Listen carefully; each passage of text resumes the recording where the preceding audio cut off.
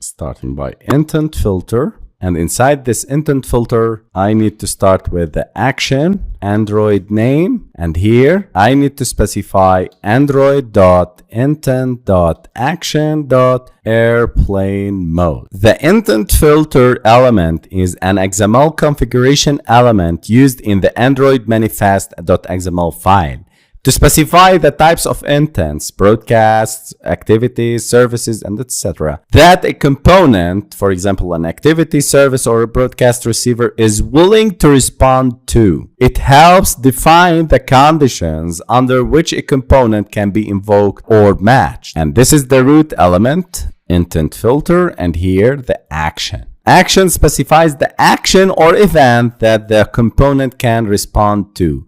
For example, Android.intent.action.airplane mode. I am listening. I am responding to the airplane mode configurations. If you hover here, you can see this error. I need to set the exported to true. This is a very important tag or attribute. Set it to true if you want other applications to send broadcasts to this receiver. Run the application, go to airplane mode, and you can see nothing happened. This is due to the latest versions of Android. So as a part of Android API level 33, apps that target the API level 26 or higher can no longer register broadcast receivers for implicit broadcasts in their manifest. So this way is good for applications lower than API level 26. You can see I am targeting API level 31. This app will work for 6 and lower. So what is the solution?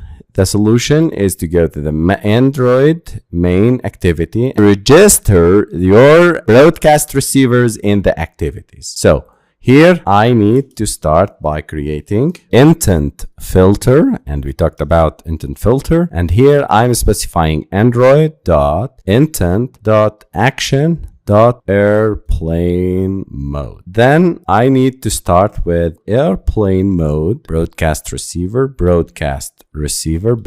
equal to new airplane mode receiver. This is the class that we created before. I need to use register receiver method to register the BR, which is the broadcast receiver that we create, and with the intent filter. This method is used to dynamically register a broadcast receiver in your app's code. I said to you that there are two ways to register a broadcast receiver. Either statically in the Android manifest, and this is for apps that target APIs 25 and lower. And this way, during the runtime, we need to register the broadcast. This is from 26 and higher. So the API level, you can see it in the Android manifest and API target here. So this is the dynamic way to register a broadcast receiver, and this is the static way. I don't need it anymore.